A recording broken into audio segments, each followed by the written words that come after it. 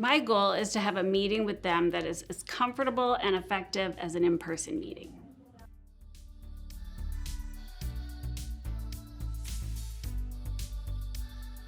I'm Cindy Koval, and I'm the owner of a title company. We use virtual calls for marketing, contacts, sometimes a staff meeting. So how do you prepare for your first virtual meeting? I would recommend, if you've never done it before, that you get online with the platform and practice. A good way to practice is even to create an online call, like through Zoom or even FaceTime with one of your coworkers, and that'll give you a chance to kind of monkey around with the platform and learn all the different things that you can do. As far as platforms, I like to use Zoom. It's easy, it's got a lot of fun options. With my family, I'll use a lot of FaceTime.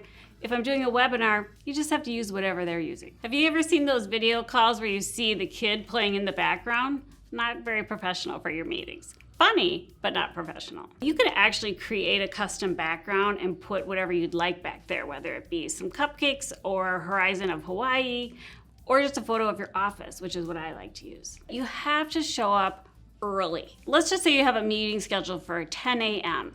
It's a good idea to try to log in by about 10:02. Now I know you might be the only one sitting there, but it's a good idea because what if you run into problems? We had this happen on a call the other day with one of my meetings, and we ended up having to start 15 minutes late because everybody showed up late and then there was a problem with the link. Biggest problem I see is people not muting their call when they should. And I just went through that this morning on my networking call where there was one guy who had his phone not muted, and I could hear him like shuffling down into the couch.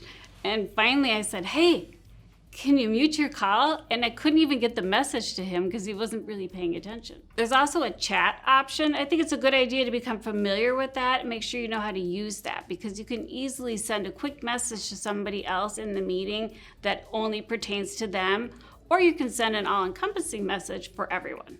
And also there's a little reactions button on some of these platforms. Zoom has like a thumbs up and a clapping. And so I'll try to do that when I'm in a big group meeting so that people can feel like, oh, they heard me. So probably what people might ask is, what am I losing by doing a virtual appointment? And I would have to say that it would be just that personal touch, that small talk, maybe that hug or that handshake, and that little extra time that you have.